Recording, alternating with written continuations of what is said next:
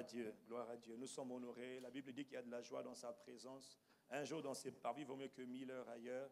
J'étais dans la joie lorsqu'on m'a dit allons à la maison de l'Éternel, à la maison du Seigneur. Il y a quelqu'un, donc je sais, tu es dans la joie d'être là ce matin. Et tu dois, oui, il faut apprendre à bénir Dieu quand tu te retrouves dans la maison du Seigneur avec tes frères et tes sœurs. Oui, car il y a vraiment une grâce que Dieu déverse ce matin.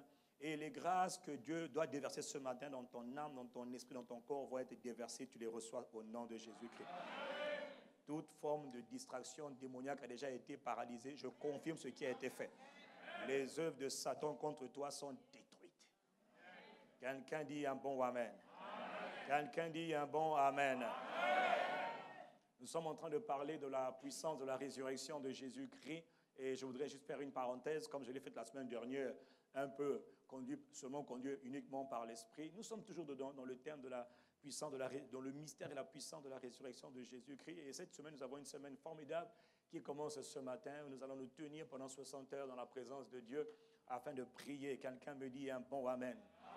Nous avons dit, vous savez, nous avons dit qu'il y a un mystère, il y a un secret dans la croix de Jésus-Christ, dans la crucifixion de Jésus-Christ, dans le sang qu'il a versé à cette reprise. Il y a un puissant mystère. Un mystère, c'est quelque chose qui se comprend par révélation. C'est quelque chose qui ne s'explique pas. Il doit se révéler. Dieu doit te révéler. Je peux parler à quelqu'un d'un mystère. Si Dieu n'ouvre pas ton intelligence, même quand je te parle, tu ne comprendras pas. Parce que c'est un mystère. C'est un secret. Un secret ne peut être dévoilé que par le Seigneur lui-même, le Saint-Esprit. Quelqu'un dit Amen.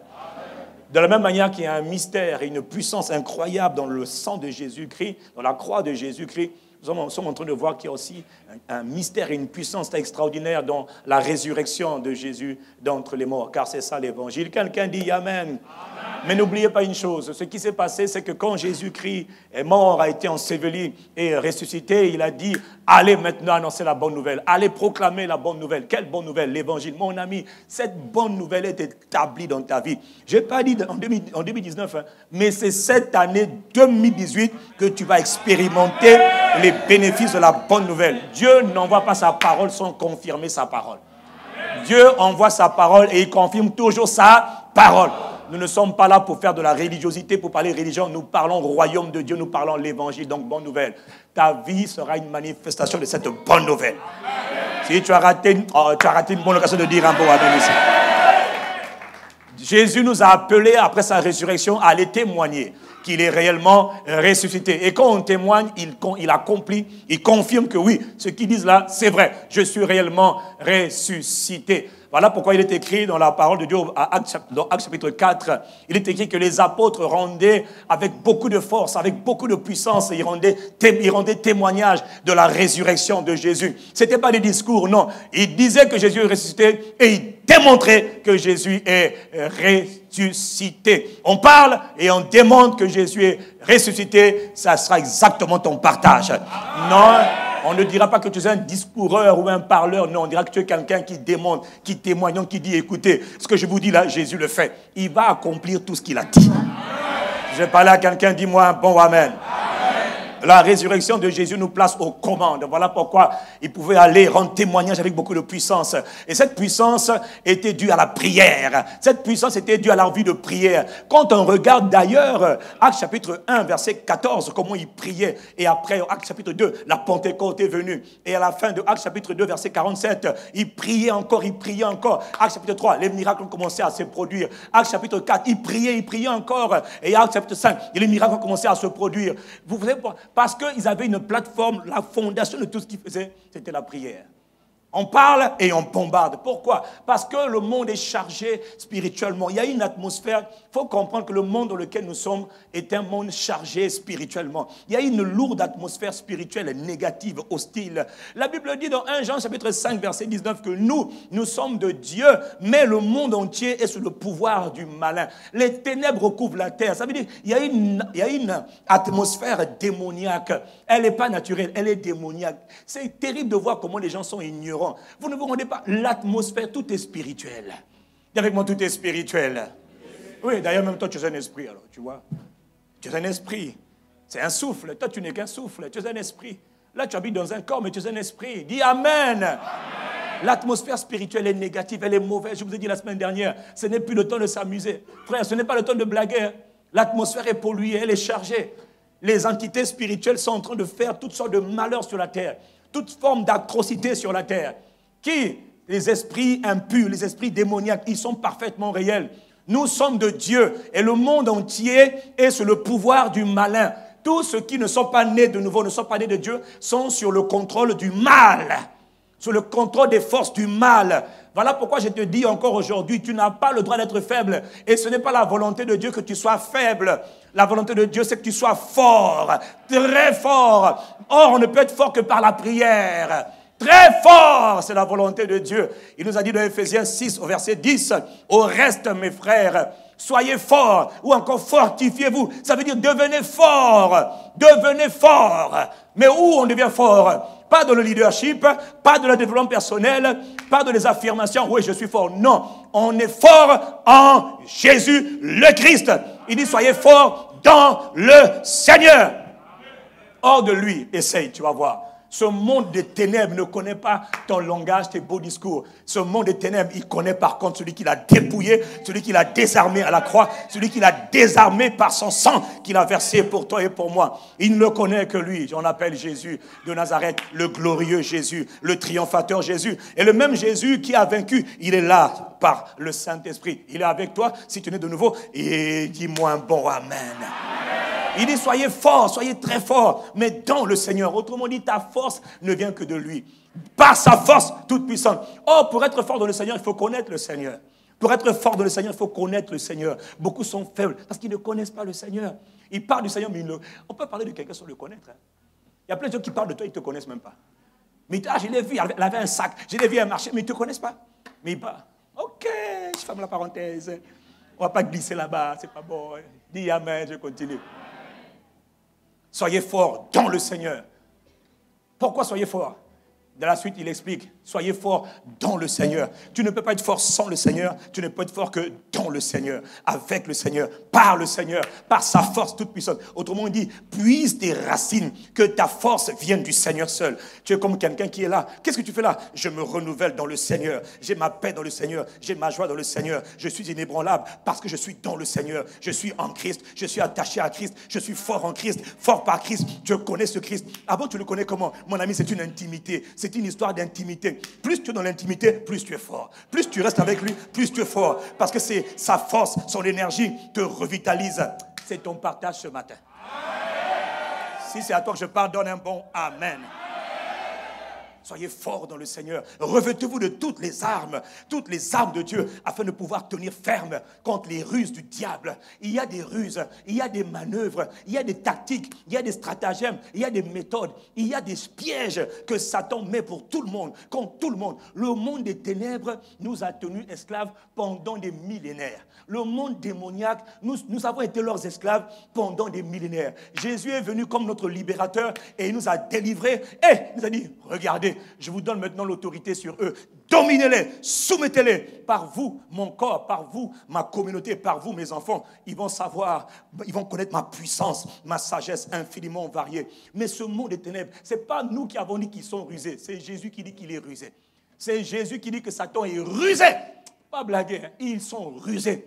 Ils opèrent de tout le monde, toutes sortes de manières. Ils détruisent, ils torturent, ils tourmentent, ils volent, ils ruinent, ils abattent. Des fois, ils font des dégâts sans que souvent même, ils font des dégâts sans que tu ne saches que c'est eux qui sont derrière. Les violences, les guerres, les querelles, les colères, les animosités, les meurtres, toutes sortes de choses bizarres, les jalousies, les aigreurs, ils sont derrière, en train de s'infiltrer à travers les êtres humains, tourmenter les êtres humains, créer des querelles, créer des divisions, créer des massacres. Ce sont des entités sataniques. Il dit, revêtez-vous de toutes les armes de Dieu afin de pouvoir tenir ferme. Ce mot fermeté-là, on ne peut tenir ferme que lorsqu'on est fort. C'est seulement les forts qui tiennent ferme. Il y en a qui ont été soufflés, ils étaient trop faibles, comme de la poussière, ils ont été balayés. Il faut être fort. Tu n'as pas le choix que d'être fort. Si je parle à quelqu'un, donne-moi un bon Amen. Il dit, c'est pourquoi prenez toutes les armes de Dieu. Et puis il te dit, nous n'avons pas à combattre contre la chair et le sang, mais contre les dominations, contre les autorités, contre les princes de ce monde des ténèbres, contre les esprits méchants, contre les esprits méchants dans les lieux célestes. On les appelle encore les esprits de méchanceté. Tout ce qu'ils connaissent, eux, c'est le mal.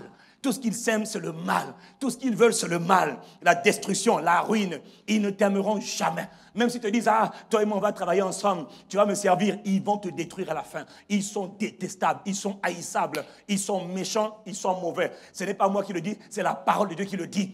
Tout ce qu'ils veulent, c'est le saccager, détruire. Dieu dit, contre eux là, tu dois être très fort. Tu n'as pas le droit. Pas le droit de dire, je suis faible. Non, que le faible dise, je suis fort. Il faut être fort. Parce que eux, ils sont rusés, ils sont redoutables. Attention, hein. Ils ont été les esclavagistes. Ils ont été les tortureurs, les bourreaux des humains.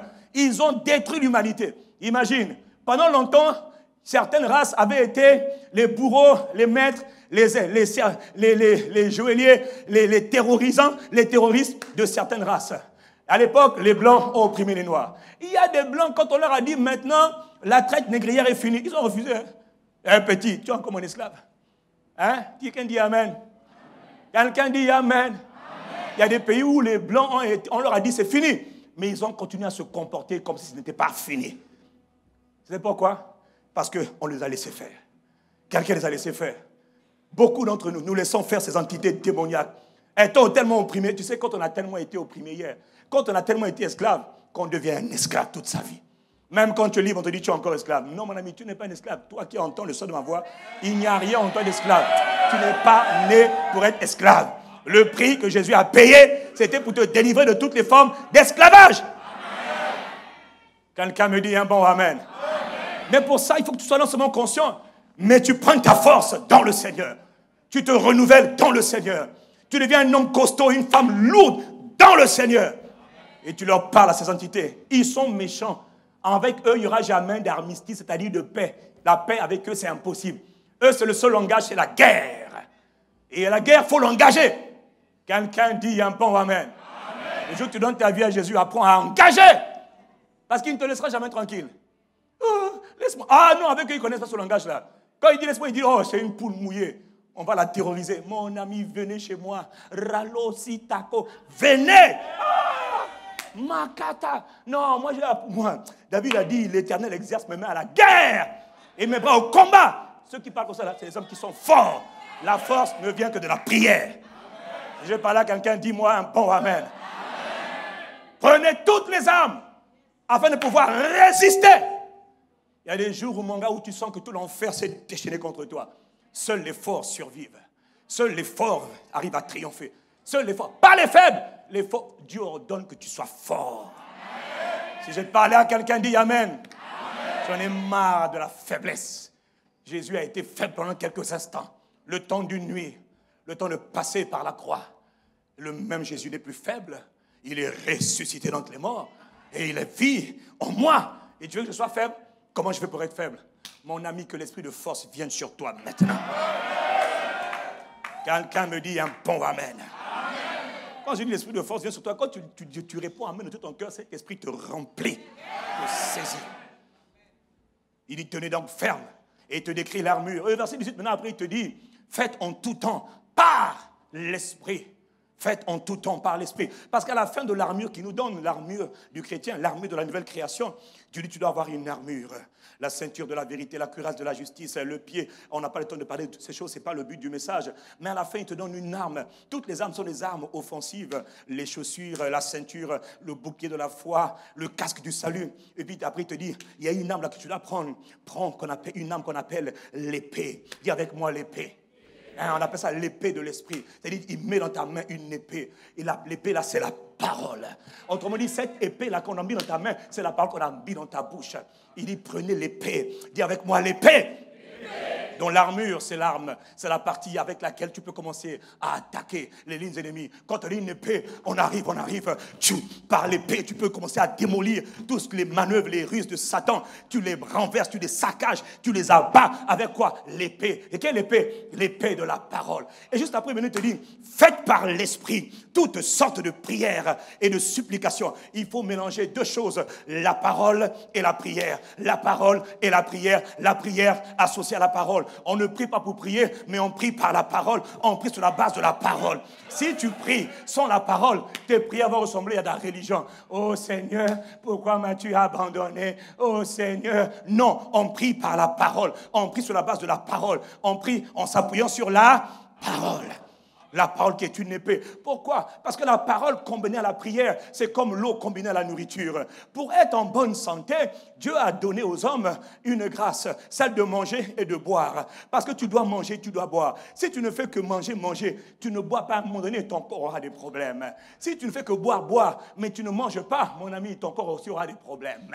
Si quelqu'un me suit, donne-moi un bon amen.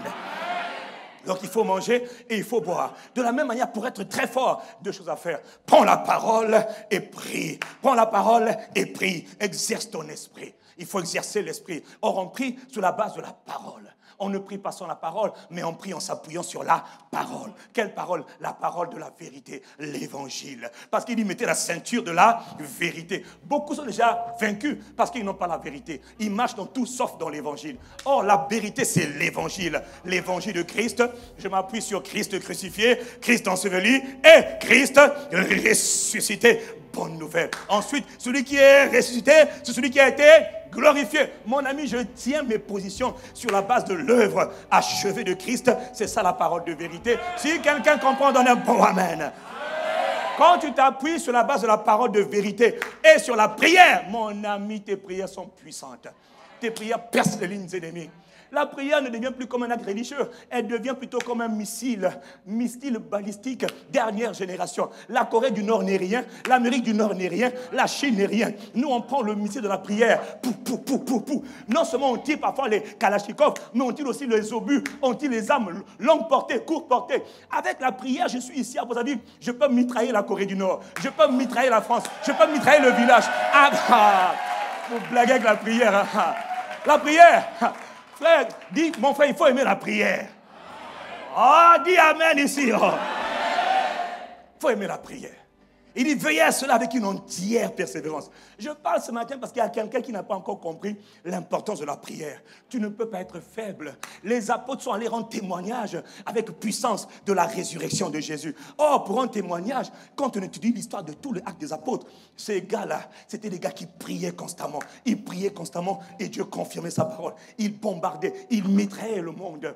Il y a des entités démoniaques qui se battent contre les hommes. Elles tourmentent les hommes, elles affligent les hommes. Et même quand tu es né de nouveau, ils sont prêts à toi. Si tu es ignorant, ils vont t'avoir. Voilà pourquoi il faut détester l'ignorance. Il faut aimer la lumière, la connaissance de la parole. Et il faut te armer de l'arme de la prière. Si je parle à quelqu'un, dis-moi amen. Donc pour être fort, il faut engager la force de la prière.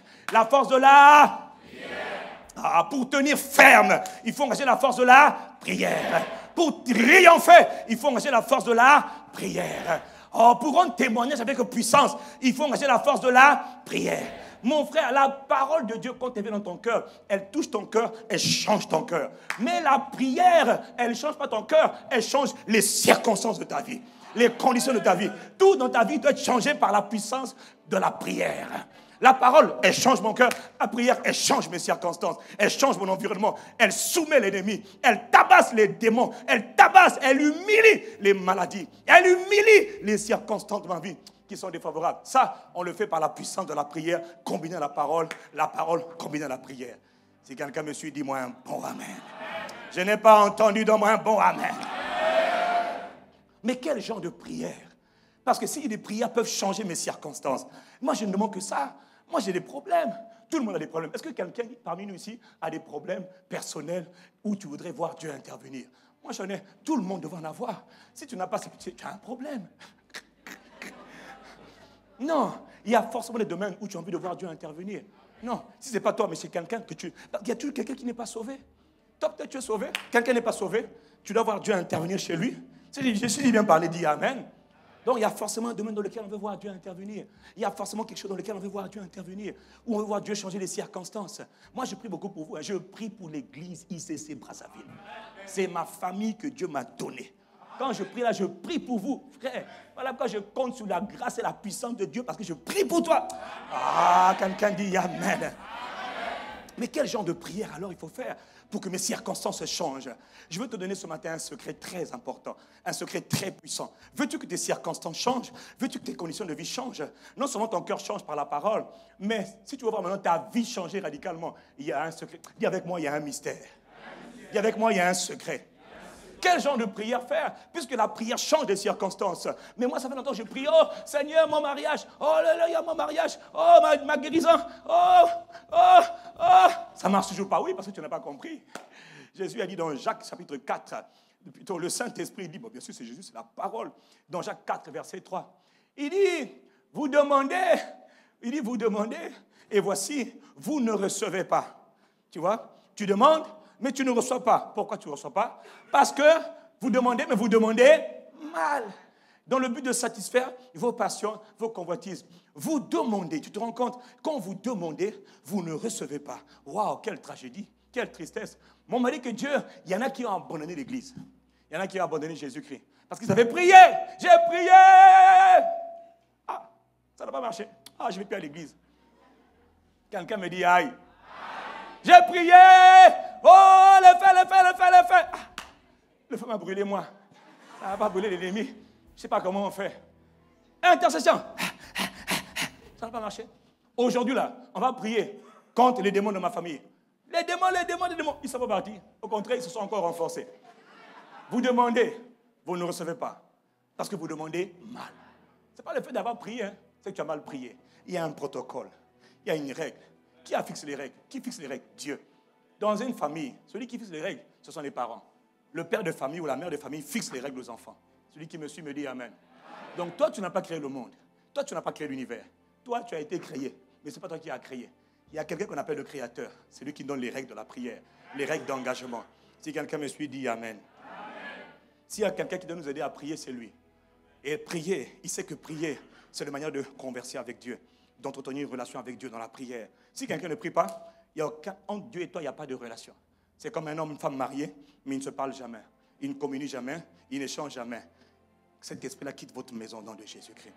Parce que dans un foyer, dans une maison, on est marié, on apprend à communier, on apprend à plaisanter, on apprend à rigoler, on apprend à échanger, on apprend à tout faire ensemble. La prière, c'est cela. Apprenez à parler avec Dieu. Il a dit, faites par l'esprit toutes sortes de prières et de supplications. Veillez à cela avec une entière persévérance.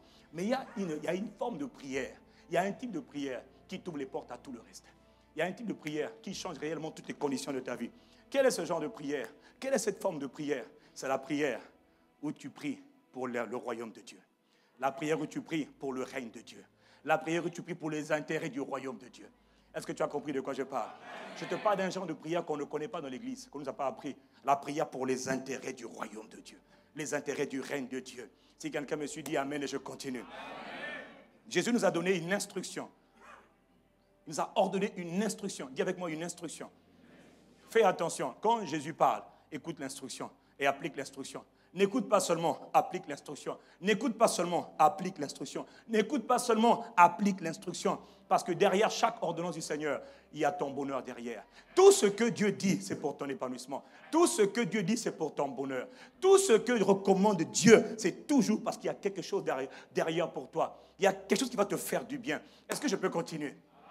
Et il nous dit dans Matthieu chapitre 6, à partir du verset 32, les apôtres sont en train de s'inquiéter, comme beaucoup de gens, des vêtements, de la scolarité, des études. Ils s'inquiètent du lendemain, ils s'inquiètent pour leur nourriture, ils s'inquiètent pour leur travail. Ils disent, mais si on n'a pas de travail, si on n'a pas de vêtements, si on n'a pas à manger, Jésus leur dit, vous posez beaucoup de questions. Ce sont les païens qui posent ce genre de questions. Vous n'avez pas à vous poser ce genre de questions. Ce sont les questions que les païens posent. Ce sont les problèmes que les païens cherchent. Les païens, ce sont les adorateurs d'idoles. Les païens ne connaissent pas Dieu. Les païens, ce sont entre les incroyants et puis ceux qui prient tout le monde sauf Dieu. Les païens s'appuient sur tout sauf le Seigneur. Ils mettent leur confiance en tout sauf en Jésus, le Christ. Ce sont les païens. Ils ne connaissent pas le Père, le Fils et l'Esprit. Ils ne connaissent absolument rien. Eux, ils se lamentent pour tout. Ah, on va prier pour la nourriture. Donne à manger, donne à manger. On va prier pour le travail. Dans le travail, Seigneur, dans le travail, dit non. Ce sont les païens qui recherchent ces choses-là. Il dit, votre Père sait que vous en avez besoin. Parce que votre Père n'est pas aveugle. Le Père connaît tout. Le Père voit tout. Le Père sent de tout. Le Père sait tout. C'est le Père qui a créé l'univers. Aucun papa digne de son nom ne peut laisser son enfant crever. Non, alors qu'il a les moyens de le nourrir, c'est impossible. Un bon papa d'amour, le papa miséricordieux, plein de grâce, plein d'attention, lui ne peut pas faire une chose pareille. Là où tes pères ont échoué, lui ne peut pas échouer. Là où tes pères ont été mauvais, lui ne peut pas être mauvais. La Bible dit qu'il est bon. En lui, il n'y a que la bonté. Quand il se met en colère, c'est parce que les gens ont trop péché. Et même quand ils ont péché, ils se repentent. Dieu fait grâce encore. On l'appelle le Dieu de miséricorde. Papa n'est pas comme ça. Oh, si tu comprends de quoi je parle, dis-moi un bon amen. Dis un bon amen. Mais lui, il nous dit, regardez, votre Père sait que vous en avez besoin. Il sait. Il sait que tu fais de ton mieux. Il sait que tu cherches. Il sait que tu en as besoin. Il sait quel est le besoin que tu as. Il sait. Même pas besoin de parler. Il sait déjà. La parole n'est même pas encore sortie de ta bouche. Il sait déjà. Il sait, il voit, il sait, il entend. Ah, Dieu n'est pas sourd. Hein. Pas la peine de te fâcher contre lui. Obéis plutôt à ses instructions. Parce qu'il te donne une instruction. Il sait, Dieu sait. Mon frère, Dieu sait. Oh, je vais avoir un enfant, Dieu sait. Un travail, Dieu sait. Monter mon entreprise, Dieu sait. Je vais être heureux, Dieu sait, il est d'accord. Mais il te dit, vous demandez, vous ne recevez pas parce que vous demandez mal. Le Père qui veut tout donner, donne tout, mais vous ne savez pas demander.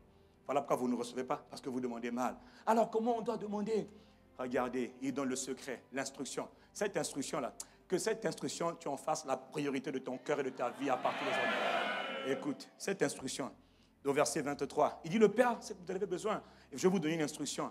Dans Matthieu 6, 33, il dit, cherchez premièrement, cherchez avant tout, cherchez auparavant, cherchez d'abord, cherchez principalement, cherchez premièrement, cherchez principalement, cherchez avant tout le royaume de Dieu, ou encore le règne de Dieu et la justice de Dieu. Le règne de Dieu et sa justice, le règne de Dieu, les intérêts du règne, les intérêts du royaume, et tout cela, et toutes ces choses que tu cherches, toutes ces choses pour lesquelles tu pries, toutes ces choses vous seront données. La version anglaise dit vous seront ajoutées par-dessus tout. Elles vont vous être complétées. Vous n'avez pas besoin de chercher les autres. Cherche seulement le royaume. Cherche le règne de Dieu. Et tout le reste te sera donné. Cherche, vis selon le règne, vis pour le règne. Jésus nous l'a démontré. Il vivait pour le règne. Il marchait dans le règne. Il pensait constamment règne. Mais tu parles de quoi? Les intérêts du cœur de Dieu, c'est son royaume d'abord.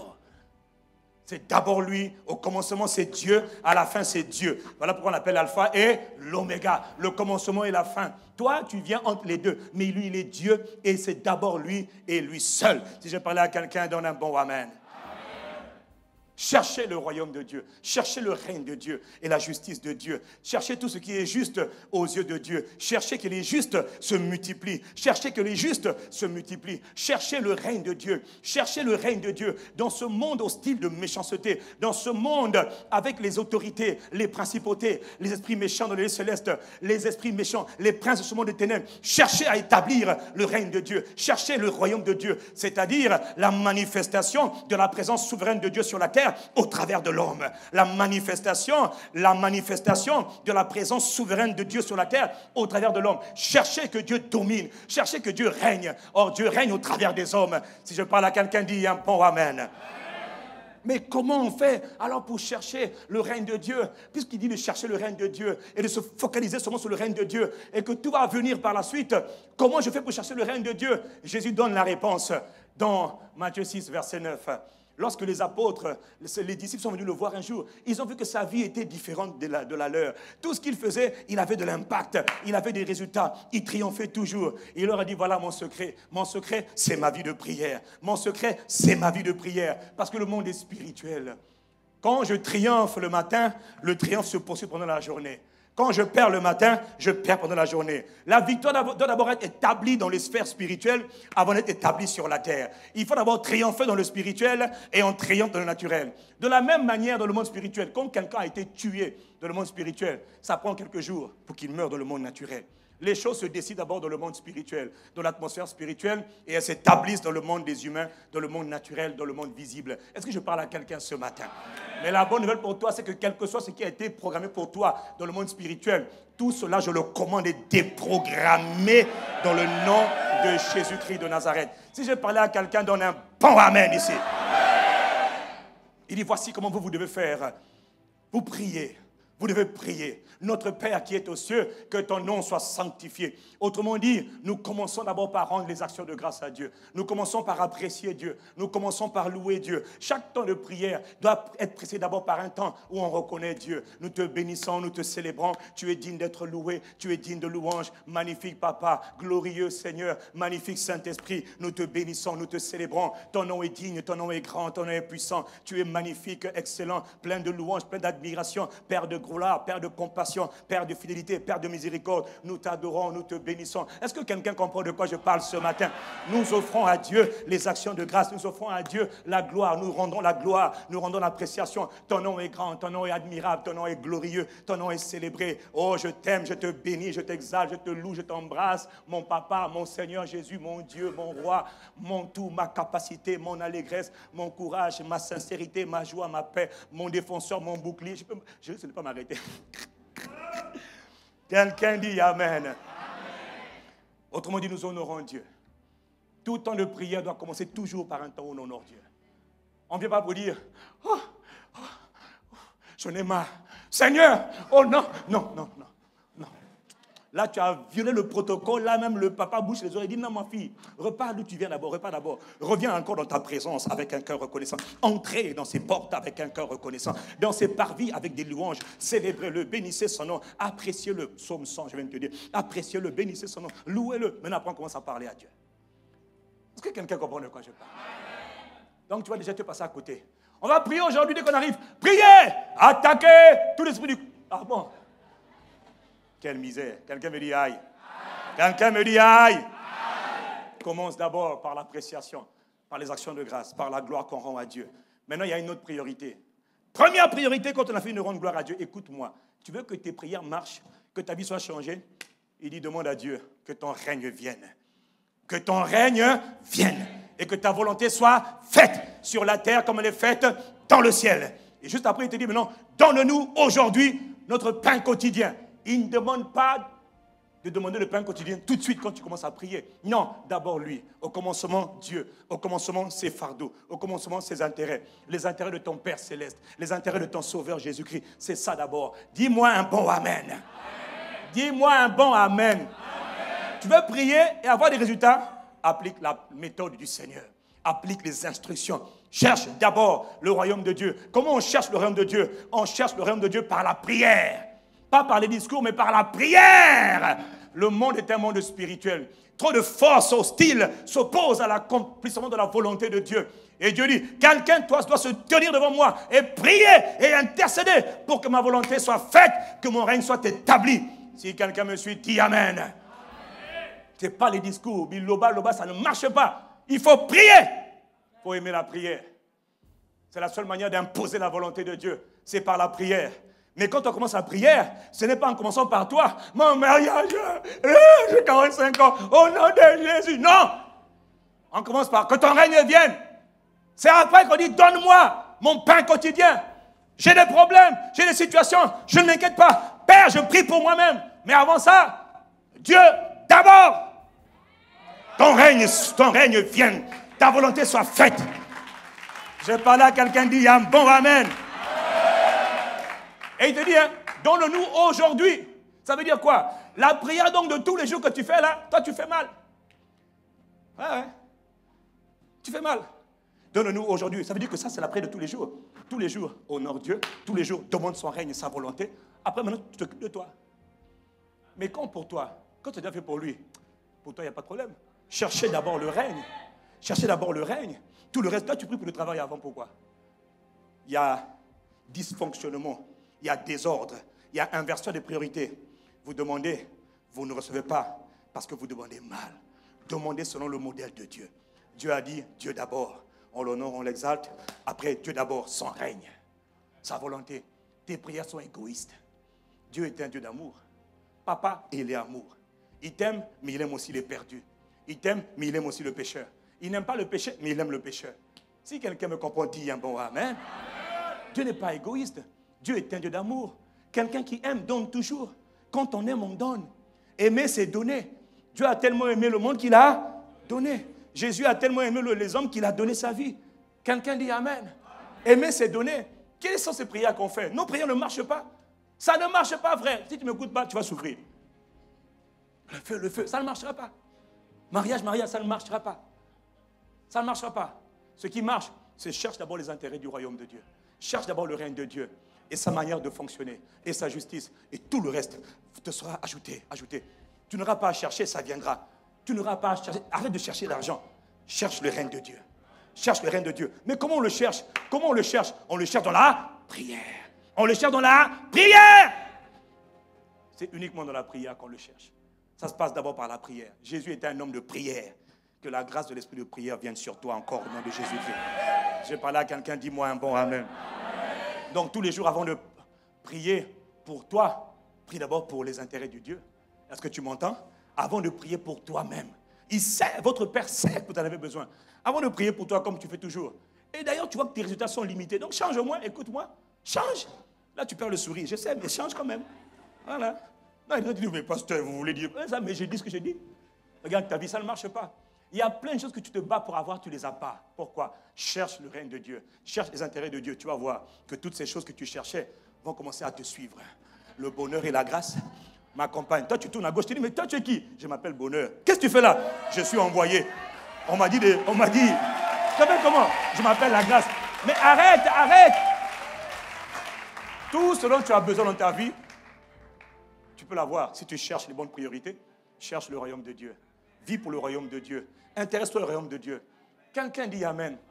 David était un homme qui cherchait constamment le royaume de Dieu. Quand on lui dit on va faire un temple à la gloire de l'Éternel, il dit j'ai tout préparé. L'or, mon argent, j'ai tout donné. J'ai tout préparé pour Dieu. Parce qu'on doit faire la maison de Dieu. C'est pourquoi il vivait pour les intérêts de Dieu. Son cœur était passionné par les intérêts de Dieu.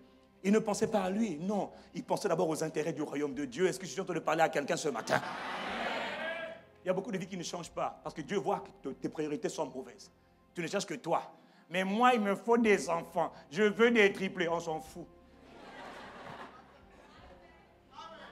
Ah bon? Dieu n'est pas émotionné. Dieu n'est pas en désaccord avec toi. Dieu est d'accord. Mais tu cherches mal. Tu ne reçois pas tes triplés. Cherche. Allez. Cherche les intérêts du royaume de Dieu. Tu vas recevoir un triplé multiplié par 3. Tellement tu vas pleurer après. Si je parle à quelqu'un, dit Amen. Or, il y a une particularité quand il faut chercher les intérêts du royaume. Est-ce que je peux continuer? Il y a une priorité, il y a quelque chose qui est très important. Il y a un style de prière. Quand il faut chercher les intérêts du royaume de Dieu, Dieu nous demande d'avoir ce style de prière. Il a dit, faites en tout temps, par l'esprit, toutes sortes de prières. Faites en tout temps, en toutes circonstances, à tout moment, toutes sortes de prières. Priez sans cesse. Dans le toutes sortes de prières, là, il y a des moments où tu dois faire des types de prières qu'on appelle des prières ferventes. Qu'on appelle des prières ferventes. Surtout quand il faut prier pour les intérêts du royaume de Dieu, il faut faire des prières ferventes. Une des clés pour triompher dans ce monde, pour vivre une vie heureuse, apprends à faire des prières ferventes. Oh, quelqu'un dit Amen. Il est écrit dans Jacques chapitre 5 au verset 16. La prière fervente du juste a une grande efficace. Elle a une grande force. Elle a une grande puissance. Mon ami, est-ce que tu entends? Donc, il y a des prières qui peuvent détonner des choses. Il y a des prières qui peuvent faire déplacer des montagnes. Il y a des prières qui peuvent catapulter les œuvres du diable. Il y a des prières qui peuvent faire des percées surnaturelles. Ah bon? Il y a des prières comme ça? Je ne savais pas. Oui, il y a des prières. On les appelle comment? Des prières ferventes. C'est quoi les prières ferventes? Les prières ferventes dans le grec, c'est des prières faites avec zèle. C'est des prières faites avec audace. C'est des prières faites avec détermination. C'est des prières faites avec foi. C'est des prières faites avec amour. Avec compassion.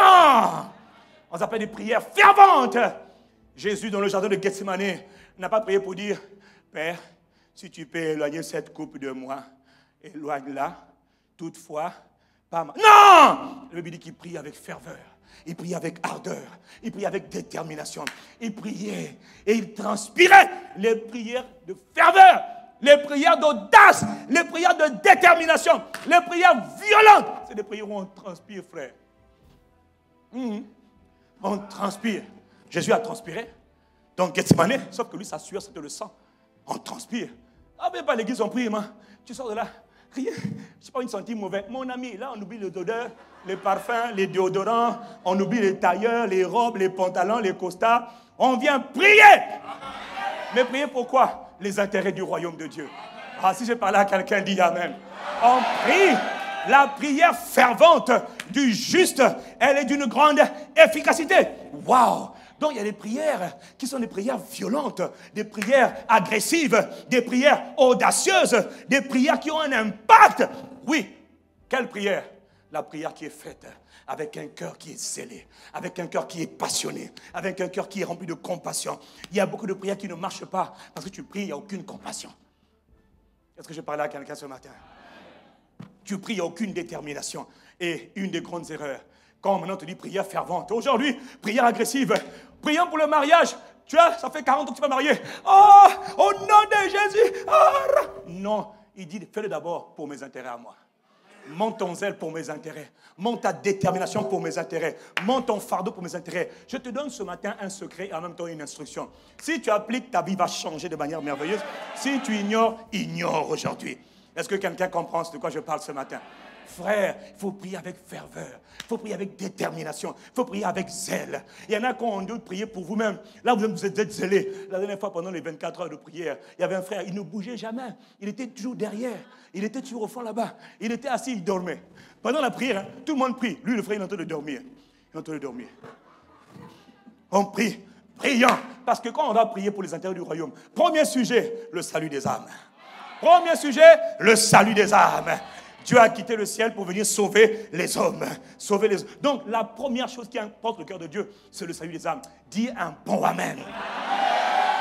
Car Dieu ne veut pas que les âmes soient perdues, mais qu'elles parviennent tous à la connaissance de la vérité. Il ne veut qu'aucun homme ne soit perdu, qu'aucun homme ne périsse.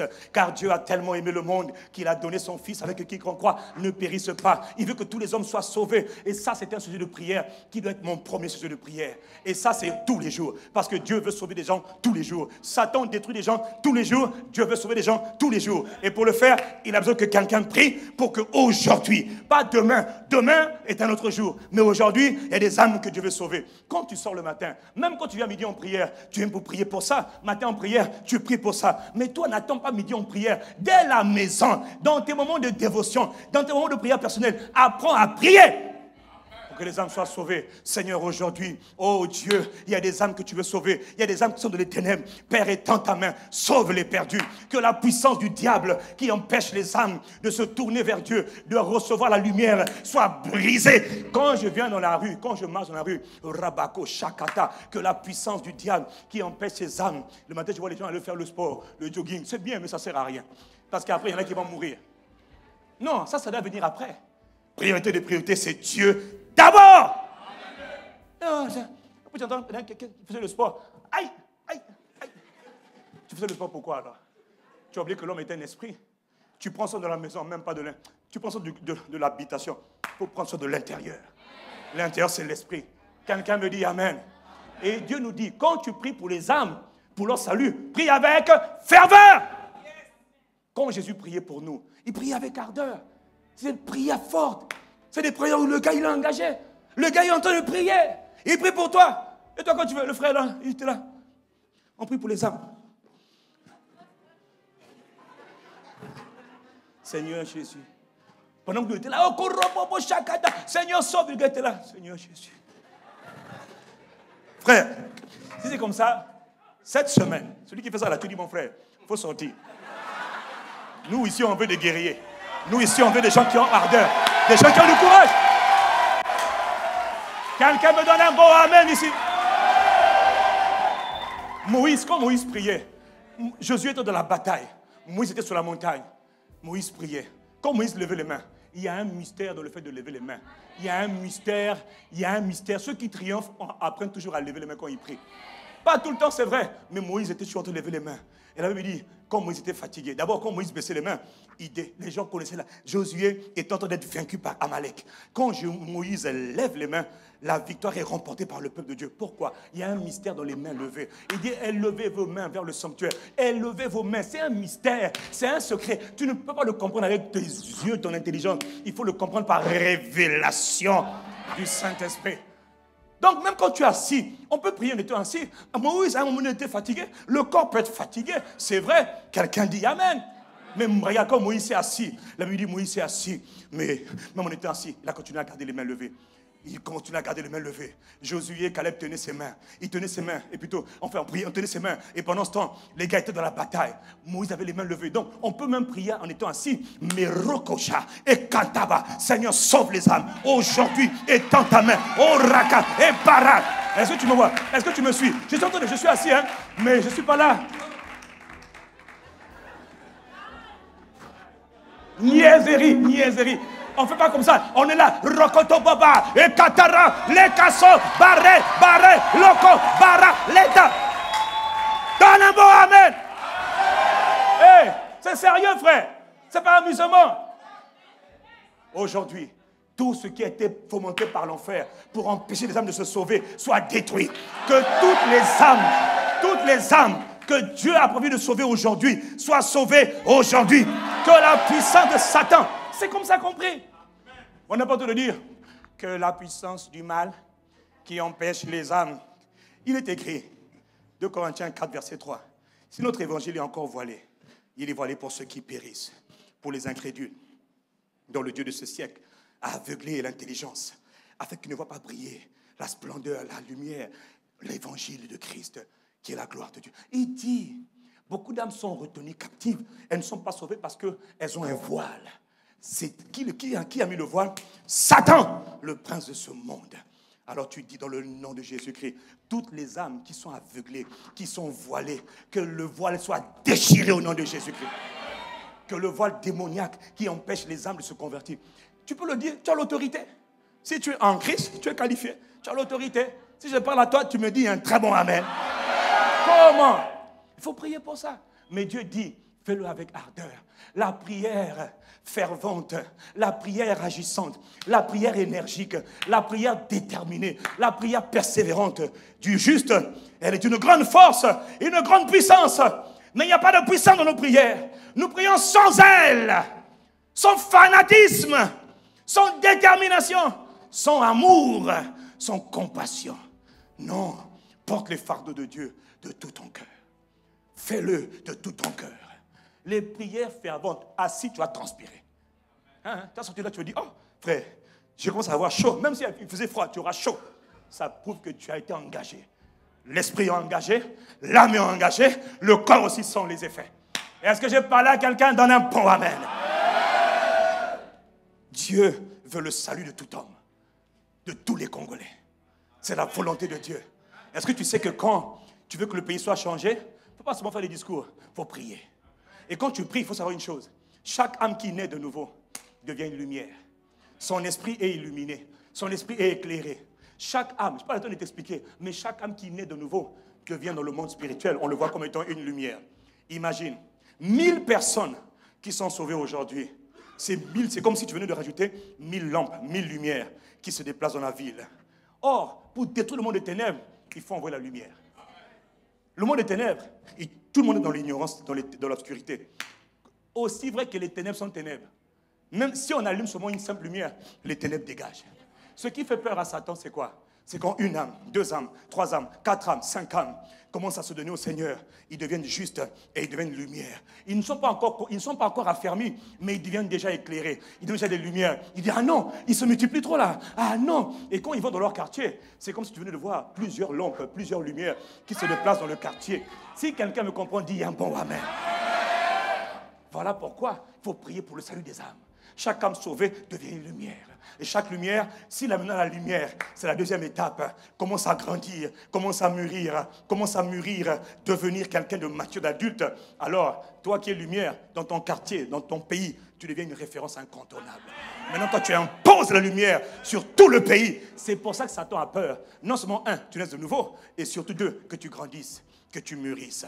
Voilà pourquoi le deuxième sujet de prière du cœur de Dieu, c'est que chaque âme qui est sauvée, qui est née de nouveau, maintenant elle doit être affermie. Elle doit être établie dans la foi. Elle doit être affermie dans la foi. Si j'ai parlé à quelqu'un, donne un bon Amen. C'est ça. Lorsque Paul allait évangéliser les contrées voisines, à un moment donné dans le livre de 1 Thessaloniciens, chapitre 3, à partir du verset 1, on nous montre comment Paul était inquiet parce qu'ils avaient quitté la ville qu'ils étaient allés évangéliser. Mais ils se demandaient si les chrétiens allaient tenir. Ce n'est pas tout de mettre un enfant au monde. Il faut l'éduquer. Il faut l'emmener à la maturité. Un bon papa, une bonne maman met un enfant au monde, mais doit l'emmener à la maturité. Si j'ai parlé, dis un bon amen. C'est la volonté de Dieu que tu ne naisses pas seulement, mais que tu deviennes mature, que tu grandisses dans le royaume, tu mûrisses dans le royaume. Alors, dans 1 Thessaloniciens 3, au verset 1, il est écrit, impatients que nous étions, il nous envoyâmes Timothée, notre frère, ministre de Dieu dans l'évangile, pour faire quoi? Timothée a été envoyé pour quoi? Pour vous affermir. Dis avec moi, affermir. Et vous exhorter au sujet de votre foi, afin que personne ne soit ébranlé. Dis un bon amen. Et un peu plus loin, au verset 7, Paul explique au verset 7, quand il a appris les nouvelles de Timothée, Timothée lui a dit non, ici ça va, ils sont bien, ils sont affermis, je les ai trouvés pleins, enracinés en Christ, zélés pour la parole, zélés pour le Saint-Esprit, zélés pour la prière, ça va. Paul dit ouf, nous sommes encouragés. Verset 7, oh, nous sommes encouragés, nous sommes rassurés, parce que maintenant, je suis même heureux de ce que votre foi est forte, vous tenez ferme, vous êtes établis dans la foi. Donc tu vois, la volonté de Dieu, il était content parce qu'il dit, ah, on n'a pas travaillé pour rien, parce qu'ils sont fermes. Dieu veut que toutes les âmes sauvées soient fermes. Il veut qu'elles soient établies. Et ça se passe dans la prière. Parce que c'est un travail spirituel qui est terrible. Satan fait tout pour que quand quelqu'un naît de nouveau, d'abord il fait tout pour que les gens ne soient pas sauvés. C'est sa volonté. Emmener le maximum d'âmes en enfer. Dieu veut gagner le maximum d'âmes. Voilà pourquoi je bénis toujours Dieu pour les gagneurs d'âmes. Les intercesseurs qui prient à midi, qui prient le matin, qui prient chez eux, qui prient à la tour pour que les âmes soient gagnées. Deuxième étape, maintenant il faut que les âmes gagnées soient affermies, qu'elles soient établies, qu'elles soient enracinées en Christ. Et ça, tu dois faire partie de cette armée d'intercesseurs qui prient pour ça. J'ai parlé, donne-moi un bon amen. Donc Galates chapitre 4, verset 19. Il dit, l'apôtre Paul, il dit, mes enfants, pour qui j'éprouve de nouveau les douleurs de l'enfantement, jusqu'à ce que Christ soit formé en vous. J'ai lutté une fois pour vous gagner à Christ. Paul avait travaillé une fois pour gagner des âmes à Christ, et Satan est venu, il les a dispersés. Satan est venu, il a frappé, il les a embrouillés. Il a embrouillé les chrétiens de Galate. Ils avaient pourtant bien commencé, et les gens sont venus les embrouiller. C'était envoyé par le diable.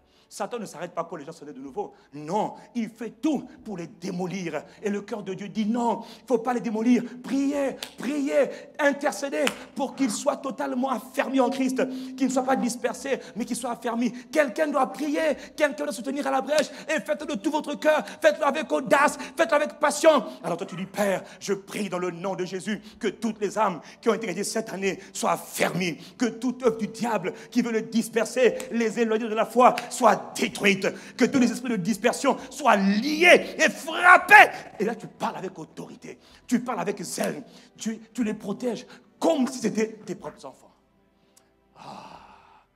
Est-ce que quelqu'un comprend de quoi je parle? La prière fervente du juste a une grande force. Quelle prière? En faveur du royaume de Dieu, pour étendre le royaume de Dieu. Est-ce que quelqu'un comprend de quoi Dieu parle ce matin? Tu pries. Parce qu'ils ont reçu Christ, c'est vrai, comme un enfant qui est né, mais il n'a pas encore les muscles. Christ n'est pas encore formé en eux. Christ est déjà en eux, mais Christ n'est pas encore formé en eux. Ils n'ont pas encore la sainteté, la maturité, la sagesse, l'intelligence de Christ. Mais Christ est déjà en eux, comme un enfant qui naît de nouveau.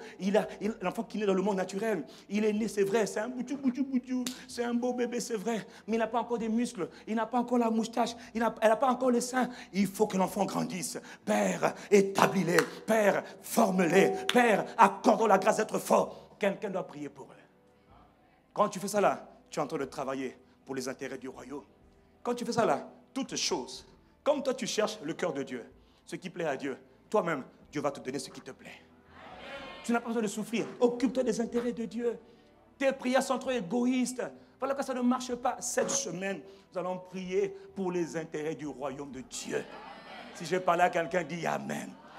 Nous ne voulons pas seulement entendre Dieu, nous voulons obéir à Dieu. C'est ce que Epaphras faisait. Epaphras, Colossiens chapitre 4, au verset 12, il est écrit Epaphras, serviteur de Jésus-Christ. Voilà un homme que le ciel connaît. On ne sait pas s'il est bishop, on ne sait pas s'il est trishop, s'il est quadrishop, s'il est évangéliste, on ne sait pas. Mon frère, là, on ne parle pas des titres, on parle du cœur de Dieu. On parle du cœur de Dieu. On ne parle pas de nos titres, de nos fonctions, de nos diplômes. Il y a des pasteurs qui ne connaissent pas ça. C'était mon cas hier, je ne connaissais pas ces choses-là. Mais ça, c'est par révélation qu'on comprend ça. Et maintenant, je vis par ça. Je vis, je respire par ça. Oh, que ce soit ton partage au nom de Jésus-Christ. Que ce genre de prière devienne comme le repas que tu prends tous les jours. Un intercesseur, Epaphras, un intercesseur. Il priait pourquoi? Il dit, Epaphras, il ne cesse de combattre dans ses prières.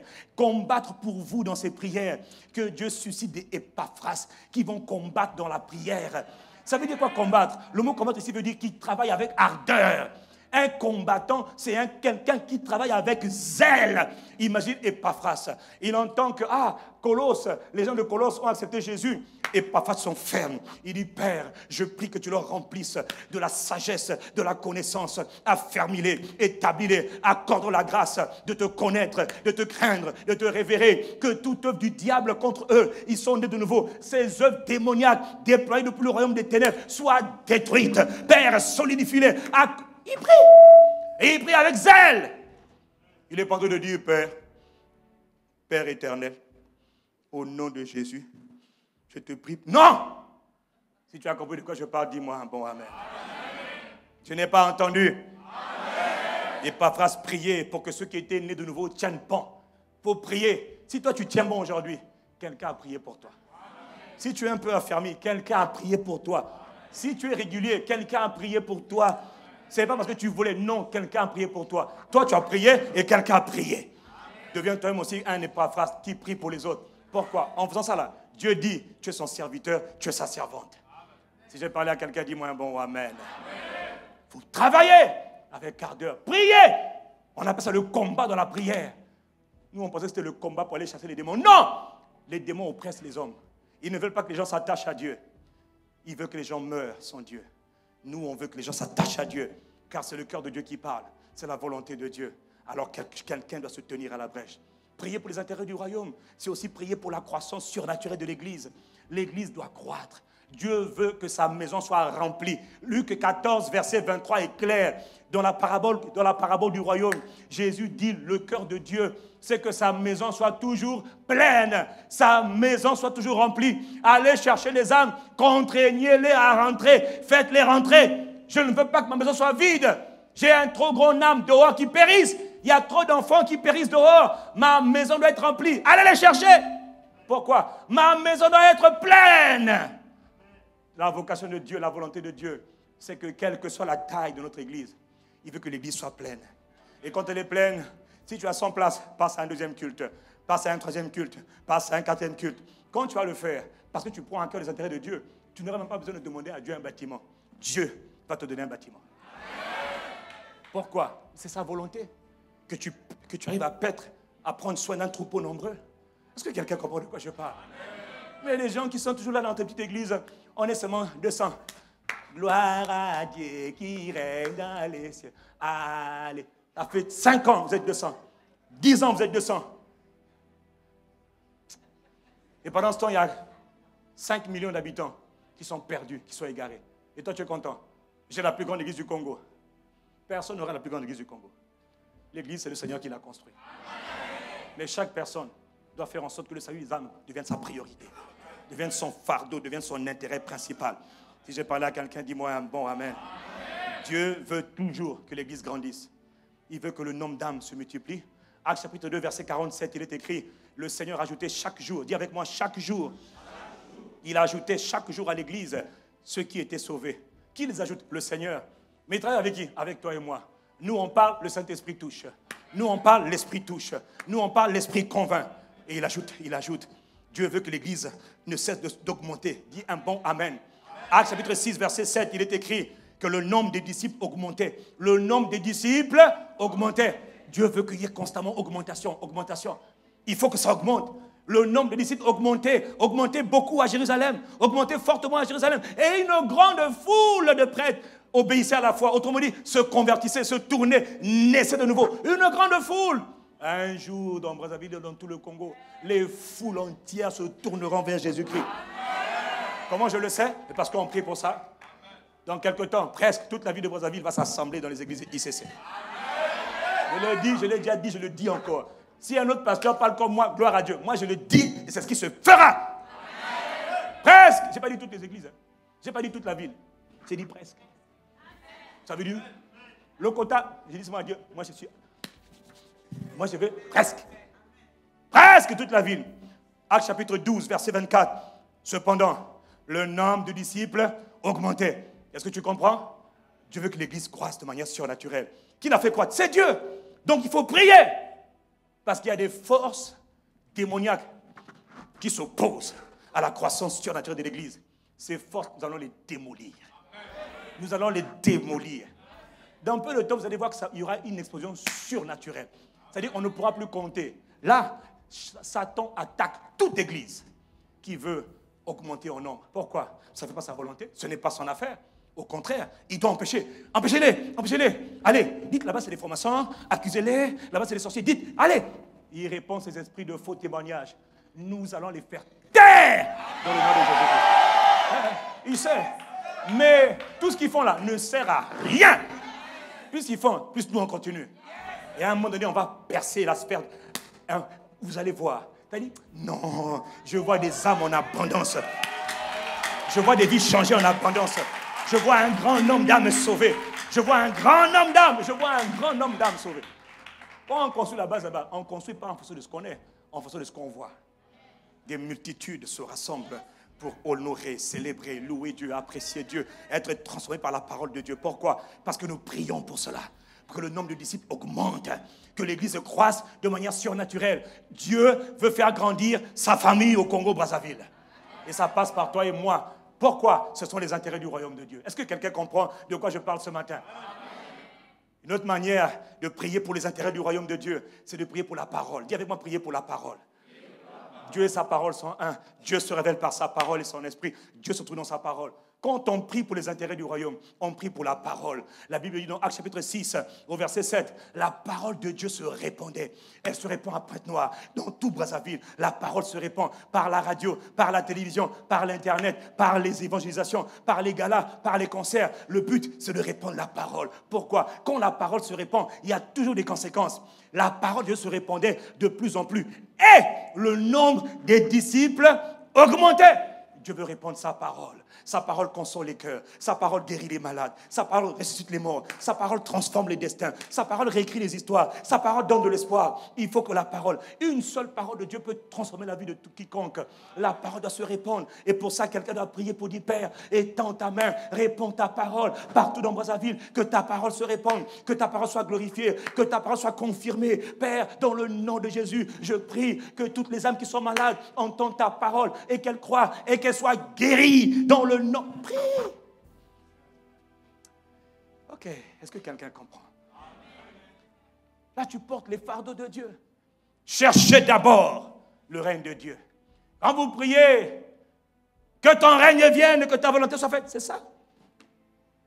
C'est pas mon enfant. Non! Toi, c'est le pain quotidien, ça vient après. Ça, c'est les priorités du cœur de Dieu. Tu fais ça là, ta vie va changer. Si tu ne fais pas ça là, tu vas continuer à souffrir. Oui, tu vas continuer à souffrir, ça ne marchera pas. Acte 13, verset 49, la parole de Dieu se répandait dans tout le Congo. La parole du Seigneur se répandait dans tout le Congo. Dis avec moi, la parole du Seigneur se répandait dans tout le Congo. Oh, dis un bon amen. C'est ce qui va se produire. Acte 19, verset 20, il est écrit, c'est ainsi que la parole du Seigneur se propageait et gagnait en puissance. C'est-à-dire, plus elle se répandait, plus elle était forte, plus elle était manifeste. Les gens, à un moment donné, commençaient à venir. Les gens viendront ici déposer leurs fétiches, leurs talismans, leurs bêtises. Oh, on a un service à temps, pasteur, on est venu vous donner ça. Oui, papa, donnez ça, déposez ça, on va brûler ça ici, là. Le temps vient où les gens vont venir même... Pourquoi? Parce qu'on prie pour ça. C'est le fardeau de Dieu, c'est le cœur de Dieu. Sa parole se répand partout au Congo. Quelqu'un dit Amen. Amen. Et elle montre sa force. Quelqu'un dit Amen. Prier pour les intérêts du royaume, c'est aussi prier pour le réveil spirituel. Dis avec moi le réveil spirituel. Oh mon frère, tout toute nation, tout pays a besoin de ce qu'on appelle le réveil spirituel. Le réveil spirituel, c'est quand l'effusion de l'Esprit est manifestée, quand le Saint-Esprit est répandu. Ça a commencé à la Pentecôte. Ils étaient à Jérusalem, dans une chambre haute. Ils étaient là, ils ne faisaient rien. Brusquement, mon ami, la Bible dit, le vent impétueux a commencé à rentrer dans la pièce. Et le Saint-Esprit est descendu. Il a rempli les apôtres. La brocha kabara, l'osobo. Ils ont été baptisés d'esprit et de feu. Ils étaient remplis du Saint-Esprit de feu. C'est là que mon gars, Pierre qui était le peureux, Pierre qui était le traître, Pierre se lève pour dire, hey, les amis, hier j'étais faible, aujourd'hui quelqu'un est venu habiter en moi, on l'appelle le glorieux Saint-Esprit, je ne suis pas la même personne, ces hommes ne sont pas ivres comme vous le pensez, non, mais c'est ici l'accomplissement de la parole qui a dit, là il cite Joël, dans les derniers jours, dit Dieu, je répandrai de mon esprit sur tout le Congo, sur tout Brazzaville, Pointe-Noire, Dolisie, Owando, Wesso, Infondo. Je répandrai de mon esprit sur toute chair. Ce dont le Congo a besoin, ce n'est pas plus de politique, c'est du Saint-Esprit. Je vous dis, ce dont le Congo a besoin, c'est du Saint-Esprit. Parce que quand le Saint-Esprit se répand, il dit, vos fils et vos filles, il dit, je répondrai, vos fils et vos filles vont prophétiser. Ils vont commencer à avoir des paroles chargées de puissance. C'est-à-dire que tu vois un petit qui a 15 ans, quand il dit, je commande au nom de Jésus, ce qu'il a dit devient réalité. On dit, petit, toi tu as quel âge? Ce n'est plus une question d'âge. Il est écrit que vos jeunes gens auront des visions. La jeunesse ne sera plus perdue comme aujourd'hui. Ils ne seront plus égarés comme aujourd'hui. Ils ont besoin du Saint-Esprit. C'est le Saint-Esprit quand il vient. Toi qui n'étais rien, il te dit, mon fils, ma fille, voilà mon appel pour toi. Tu étais aveugle, vois maintenant. Tu étais incapable, deviens capable. Par moi, je suis le Saint-Esprit. La jeunesse va se réveiller par l'effusion du Saint-Esprit. Le pays a besoin du Saint-Esprit. C'est le Saint-Esprit. C'est le Saint-Esprit. Dans un pays enténébré comme le nôtre, où le mal est devenu norme, où le méchant prospère, non, on a besoin du Saint-Esprit. De quoi? De la puissance du Saint-Esprit. Quelqu'un doit prier pour le Saint-Esprit.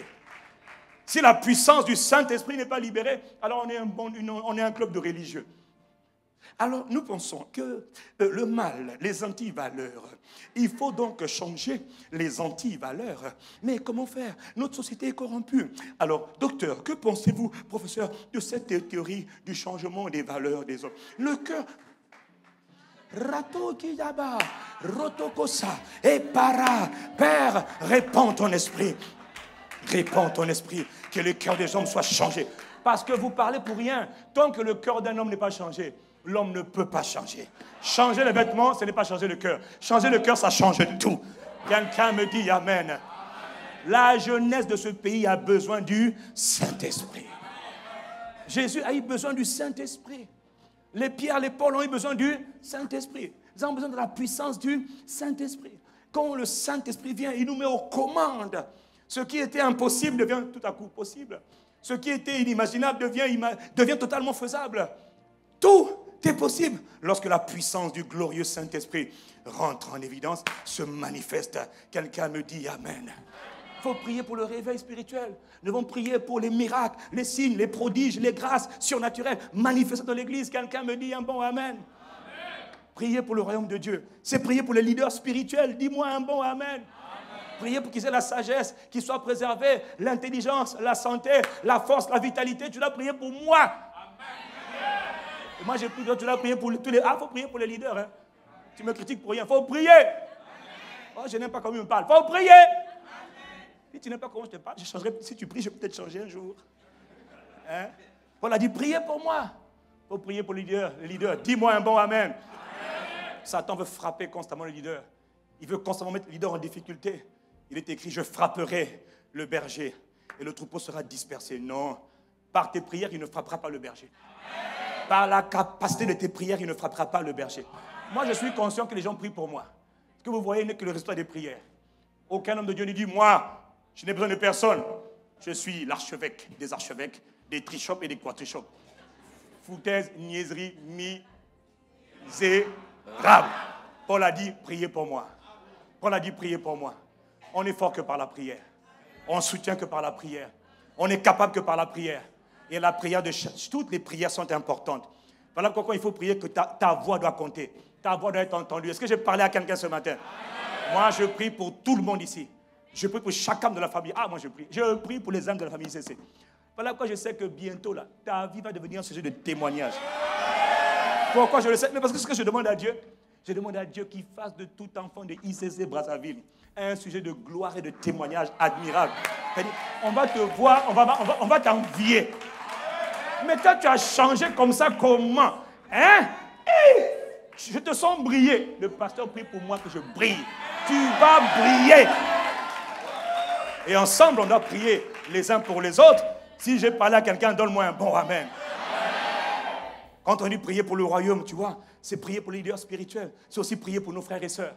Galates 6, verset 2, il est écrit, portez les fardeaux, portez les charges les uns des autres. On les porte comment? Par la prière. Tu entends qu'un frère est en difficulté. Le pasteur essaie enseigne ça matin en prière. Un frère est en difficulté. Prie pour lui. Intercède pour les frères. Tu sens que la soeur est malade. Prie pour elle. Prie pour elle. Ne dis pas, Seigneur, moi je suis malade. Moi je suis malade. Moi je suis malade. Moi je suis malade. Prie pour les gens qui sont malades. Toi-même tu seras guéri. Si j'ai parlé à quelqu'un, dis Amen. Il faut prier pour les autres. Ne pense pas qu'à toi. Oh Seigneur, je prie. Tu pries pour que leur délivrance soit manifestée. Que toutes les chaînes qui le retiennent soient cassées. Prie pour les autres. Prie pour les frères et les sœurs que tu connais. Prie pour les sœurs en général de la famille spirituelle dans laquelle on est. Priez. On porte les fardeaux les uns les autres. Prie pour ceux qui n'ont pas de travail. Mais toi qui n'as pas de travail, arrête de dire, oh, donne-moi le travail, donne-moi le travail, donne-moi le travail. Prie pour ceux qui n'ont pas de travail comme toi. L'arroseur sera arrosé. Tu pries pour les autres, tu vas récolter toi-même. Et toi, tu fais que dire, je prie pour mon travail. Les autres, là, je m'en fous. Pas mon problème. Toi et moi, là, on va se voir. Tu vas galérer. Mais ça ne sera pas ton partage au nom de Jésus-Christ. Là, en fait, je parlais à quelqu'un qui m'écoute au loin, là. Il y a des gens qui m'écoutent. Les gens disent, c'est là. Vous, ma famille, là, vous allez obéir à cette parole. Cette semaine, nous allons prier pour les intérêts du royaume. Tous ces points-là sont juste pour vous montrer, voilà comment on prie pour que le règne de Dieu s'étende. Dieu n'est pas égoïste, il est le Dieu d'amour. Porte les fardeaux de ton frère. Tu entends qu'il y a une soeur qui n'arrive pas à enfanter? Prie pour elle. Il y a un frère qui n'arrive pas, un frère qui a des problèmes dans son travail, prie pour lui. Quand tu le connais, prie pour lui. Quand tu ne le connais pas, prie en général. Mais ne viens pas là pour dire, prions pour le travail. Seigneur,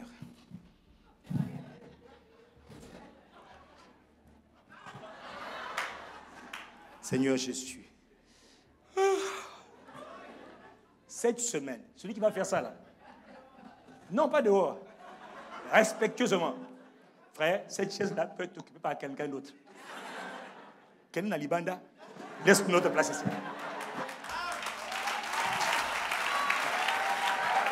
Non, ceux qui prient pour le royaume sont des guerriers, des combattants du royaume de Dieu. Et enfin, prier pour le royaume de Dieu, c'est aussi prier pour notre nation, pour notre pays. Dieu veut établir sa volonté sur le pays. Quelqu'un doit se tenir à la brèche et dire à Dieu, politique, économie, finance, sport, culture, art, établis ta volonté, impose ton règne.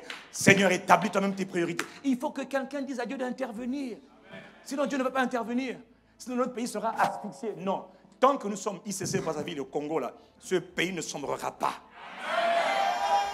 Le pays est en crise. Dieu l'avait déjà dit. On va traverser la crise. Et par nos prières, la crise va s'arrêter un jour. Mais quand va s'arrêter un jour, la faveur viendra sur toi qui as prié pour le bien du pays. Si quelqu'un me suit, donne-moi un bon amen. Priez pour les intérêts de Dieu. J'ai découvert une chose très importante. Non seulement la prière, on prie et Dieu est heureux. Dieu ne refuse de rien à ceux qui prient pour les intérêts du royaume. Priez pour les intérêts du royaume et tout le reste vous sera ajouté. Mais j'ai compris une chose, la prière même toi-même te change. La prière augmente ton autorité spirituelle. Ce ne sont pas toutes les prières qui augmentent ta carrure spirituelle, ton poids spirituel, non. Ton autorité spirituelle augmente. Pas quand tu te dis, Seigneur, rends-moi puissant, rends-moi puissant, rends-moi puissant, rends-moi puissant, non. Quand tu pries pour les intérêts du royaume, tu pries pour les intérêts du royaume, Dieu sait que tu portes avec un cœur sincère ces fardeaux. Il ne peut pas te laisser comme ça. Si quelqu'un me suit, dit Amen. Mais Dieu dit seulement persévérer dans la prière. Persévérer dans la prière. Faites-le de tout votre cœur. Prie de tout ton cœur. Prie de toutes tes forces. Prie de toute ton âme. Prie avec amour. Prie avec compassion. Est-ce que quand tu pries, tu pleures? Est-ce que quand tu pries, tu pleures? Quand tu pries pour les âmes, là, est-ce que tu pleures? Quand tu pries pour la délivrance des autres, pour que les autres soient guéris, est-ce que tu pleures? Toi, tes yeux sont toujours secs. Dans ce monde, il n'y a même pas un peu de transpiration en toi, même pas un peu de chaleur. Mais en plus, tes yeux sont tous secs. On dirait un zombie. Oh, priez. Toi, tu souris pourquoi? Tu es mal à l'aise ou bien tu... Moi, quand je prie, je pleure tout le temps. Je prie avec tout mon cœur. Je prie pour toi, mon frère. Pour toi, ma soeur. Je dis, Seigneur, fais de leur vie des sujets de témoignage, des sujets de gloire. Et je sais que Dieu m'entend et Dieu m'exauce. Il m'exaucera toujours. Une âme à la fois. Voilà pourquoi je sais que cette église-là, les âmes qui viennent ici, là, seront transformées. Et le temps vient, il est déjà venu, où les gens vont s'accrocher à toi pour dire, je viens avec toi à ICC. Pourquoi? Il dit, parce que, bon, oubliez-moi là. Il dit, je viens avec toi à ICC. Pourquoi? Parce que je sais que Dieu est avec toi. Moi aussi, je veux ressembler à toi. Je veux avoir le Dieu que toi, tu as. Si je parle à toi, dis-moi un bon amen. Voilà. Les gens viendront à cause de toi. Tu seras un sujet d'attraction. Pourquoi? Parce que c'est ce que je demande à Dieu. Que ta vie soit un chef-d'œuvre. Que ta vie soit une vie magnifique. Que la gloire de Dieu soit sur toi. Que la grâce de Dieu soit sur toi. Que la puissance de Dieu soit sur toi. Que l'esprit de prière te soit accordé. Que pendant cette semaine de 60 heures de prière, plus que jamais ton esprit de prière soit réveillé. Que tu prennes à cœur les fardeaux de Dieu. Quelles que soient tes occupations, tu te tiendras dans la présence de Dieu pour intercéder. Ton autorité spirituelle va augmenter. Mon ami, quand l'autorité spirituelle augmente, ce n'est pas une question de titre. C'est une question de capacité qui est accordée parce que tu as prié pour les autres. Tu as prié pour les intérêts du royaume. Tu n'as même pas demandé la force vient sur toi. La prospérité vient sur toi. Pourquoi? Parce que tu cherches les intérêts du royaume de Dieu. Tiens-toi dans sa présence. Fais comme Anne, la veuve. Intercède pour les intérêts du royaume. Nuit et jour, elle jeûnait et elle priait. Et la Bible dit qu'à cause d'elle, c'est par ce genre de prière-là que le règne du Messie est arrivé. C'est à cause d'une seule personne qui prie de manière sincère, avec ferveur, peut bouleverser tout un pays. Un seul pays peut être né, peut être enfanté en 24 heures. Après tout, Israël est né en 24 heures par la puissante intercession de Moïse. Il faut que quelqu'un se mette à la brèche et prie. Que cette grâce de la prière te soit accordée ce matin. Lève là où tu es, lève tes deux mains et reçois cette grâce. Cette grâce, cette grâce de l'intercession, cette grâce de la prière, cette grâce de l'intercession, de la prière en faveur des intérêts du royaume. En faveur des intérêts du royaume. Et toute chose te sera donnée. Ce que tu as demandé te sera donné. Ce que tu n'as pas demandé te sera donné. Le Père sait de quoi tu as besoin. Cette grâce qui accompagne cette parole, reçois-la ce matin dans ta vie. Raka, losa bareta korababa, randelebosia, ribakosoto barato lesande. Cette semaine de jeûne de prière, nous nous tiendrons dans la présence de Dieu pour prier en faveur des intérêts du royaume, de l'expansion du royaume. Que cette grâce,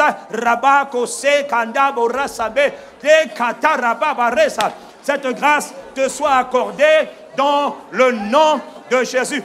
Reçois la grâce, l'esprit de prière, la bratoko shata, rabababa rababo sataya, le kantayaba, imarekosha, l'esprit de prière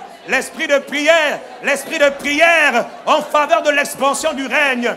Pas de prières égoïstes, pas de prières personnelles, mais en faveur des intérêts du royaume, en faveur des âmes, en faveur de l'église, en faveur du pays. Cet esprit de prière accompagne cette parole.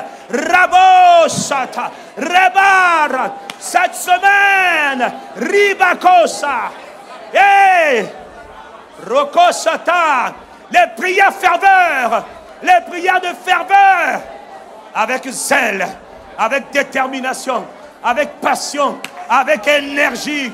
Oh! Faites en tout temps par l'esprit. Rababo, ratabassa, les katara, rebakosa, toutes sortes de prières. C'est le temps des prières ferventes. C'est le temps des prières ferventes. C'est le temps des prières avec zèle. Des prières énergiques. Oh! Rakataba, ekatara, ekurebaba, libabara, ekantore, imandelebosa. Oh Père, robobosata. Nous recevons ta grâce. Nous recevons ta grâce, Père. Les barretokosia, les brasokobara, libarababoseke, emanteleboboria, Rababo Rakasalebarea. Cette grâce, Babo Rababo Rababo, reçois la grâce. Un feu nouveau est allumé à l'autel de la prière. À l'autel de la prière. L'abrache, tout esprit d'assoupissement. Quittez les vies, quittez les vies, quittez les vies. Maintenant, Rababo Rababa. Toi qui n'arrives pas à prier, reçois la grâce de la prière. La grâce, Rabosha. Un feu est rallumé. Le feu est rallumé. Le feu est rallumé. Le feu de la prière. Wa Rababosa. Parakosa. Pawa Ribakosha. Que la puissance de l'Esprit, la puissance du Saint-Esprit ramène, ressuscite des morts. Toi qui étais endormi, te ramène à la vie. Na Rakosha. Toterebabase. Dans le nom de Jésus, nous sommes reconnaissants. Quelqu'un dit un bon Amen. Nous te rendons grâce. Cette parole trouve un cœur qui est fertile, qui est disposé. Cette parole est établie. À partir d'aujourd'hui, Père, nous te rendons grâce. Tu nous accordes la grâce d'avoir des cœurs de prière, un esprit de prière, pas pour nous-mêmes, mais pour les intérêts du royaume de Dieu. Notre pain quotidien vient après les intérêts du royaume de Dieu. Alors nous savons que quand nous prenons à cœur tes intérêts, tu prends à cœur nos intérêts. Il y a quelqu'un ici dans la vie qui ne sera plus jamais la même. Parce que jour après jour, tu te tiendras dans la présence de Dieu le matin. Avant de faire entendre tes propres sujets de prière, tu vas prendre au moins un ou quelques points de prière pour les intérêts du royaume de Dieu, pour les âmes perdues, pour les âmes sauvées, pour les âmes qui sont encore bébés, pour les âmes malades, pour les âmes qui sont captives, pour la croissance de l'Église, pour la famille spirituelle, pour le pays. Tu vas prier plus que jamais. La grâce de Dieu repose en abondance avec force sur toi, selon qu'il est écrit. Les apôtres rendaient avec beaucoup de force témoignage de la résurrection de Jésus d'entre les morts.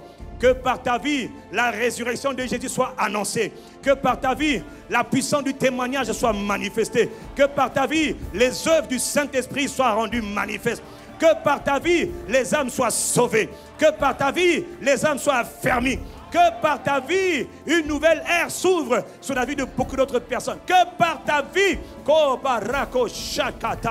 que la gloire du Seigneur soit manifeste et la volonté de Dieu établie. Par ta vie, dans le nom de Jésus le Christ, nous avons prié. Si c'est à toi que j'ai parlé, que Dieu a entendu ta prière, si tu le crois, dis un bon Amen.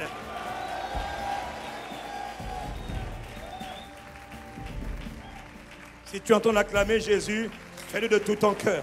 Si tu entends l'acclamer Jésus, fais-le sincèrement. Oh, Rababo Sakata. Merci, gloire à Jésus. Louange à Jésus. Honneur à Jésus. Alors que l'heure est déjà avancée, quelqu'un dit Amen. Pendant que nous sommes debout, restons debout. Pendant que nous sommes avancés, l'heure plutôt est avancée. Je ne peux pas laisser le micro, nous ne savons pas faire cela. Nous voulons te donner l'opportunité à quelqu'un qui est là. Tu ne connais pas encore Jésus. Tu n'es pas encore sauvé.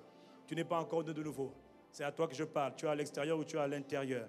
Tu n'es pas encore né de nouveau. Tu veux recevoir Jésus-Christ comme Seigneur et Sauveur. C'est l'opportunité. Jésus a dit, venez à moi, vous tous qui êtes fatigués et chargés, et je vous donnerai du repos. C'est pour les gens comme toi que nous prions. C'est pour les gens comme toi que nous cherchons la face de Dieu, afin que tu sois sauvé, établi dans la foi. Quelqu'un dit Amen. Et la volonté de Dieu, c'est de sauver tous les hommes. Aucune âme ne doit mourir. Personne ne doit être perdu. Dieu veut sauver tous les hommes. Si tu es là, tu n'es pas encore sauvé. Dieu te donne l'opportunité. Il te fait le grand honneur et privilège de te tendre la main ce matin. Veux-tu répondre à Jésus? Veux-tu répondre à Dieu? Veux-tu répondre à l'appel au salut? Si tu veux être sauvé aujourd'hui, tu veux naître de nouveau aujourd'hui, tu veux rencontrer le vrai Jésus aujourd'hui, le Jésus de l'Évangile, celui qui est mort, celui qui a été enseveli et celui qui est ressuscité. Lève ta main là où tu es, dans la salle annexe ou ici. Et nous qui sommes là, nous voulons vous encourager. Levez votre main bien haut. Nous sommes tous debout. Voilà, merci mon frère. Levez votre main bien haut. Levez les mains bien haut. Autant qu'on l'accueille, regardez le bien-aimé. C'est le jour du salut.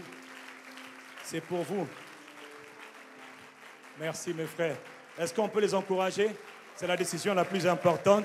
Est-ce qu'on peut les encourager? Famille CC. Je n'ai pas dit est-ce qu'on peut applaudir. Je dis est-ce qu'on peut les encourager par des véritables acclamations. Pourquoi nous acclamons? Parce qu'il y a de la joie dans le ciel. C'est pour vous qu'on acclame. Comment on fait pour être sauvé? Comment on fait? N'hésitez pas. Hein. Quand je dis mettez les mains, mettez vraiment les mains comme ça là. Hein. N'hésitez surtout pas. Un jour, vous vous rendrez compte que c'était la plus bonne et la plus belle de toutes les décisions que vous avez prises. Recevoir le salut. Comment est-ce qu'on fait pour être sauvé? Il faut juste reconnaître Jésus-Christ comme Seigneur et Sauveur et le déclarer de sa bouche. Comment on fait pour être sauvé? Romains 10, verset 9 nous dit, si tu crois dans ton cœur que Jésus est le Seigneur, si tu crois, tu confesses de ta bouche qu'il est le Seigneur et tu crois dans ton cœur que Jésus dont je parle là, il est ressuscité et il est là par le Saint-Esprit, alors tu seras sauvé. Je veux donc vous inviter à faire après moi, à répéter avec moi cette simple prière. Après la prière du salut, c'est la première étape pour entrer dans le royaume de Dieu. C'est par là qu'on est sauvé. Vous allez répéter avec moi cette simple prière. Seigneur Jésus-Christ, je crois que tu es le Fils de Dieu. Je crois que tu es mort pour moi. Je crois que tu es ressuscité le 3e jour. Seigneur Jésus-Christ, je crois que tu es là. Et c'est parce que tu es là, je t'invite ce matin, comme mon Sauveur, comme mon Seigneur, à partir d'aujourd'hui. Seigneur Jésus-Christ, tu pardonnes mes péchés, tu me purifies de tout péché. Merci de ce que tu m'accordes un nouveau départ aujourd'hui. Aujourd'hui, ma vie commence un nouveau départ. Aujourd'hui, je vais marcher avec toi en nouveauté de vie. Je te rends gloire, je te remercie, Seigneur Jésus-Christ. Maintenant, sous la base de ma déclaration, je confesse, je suis sauvé, je suis né de nouveau, je suis né de Dieu, mes péchés sont pardonnés. Je te rends gloire, Jésus le Christ. Père, je te suis reconnaissant de ce que tu m'as attiré à toi. Je deviens ton enfant.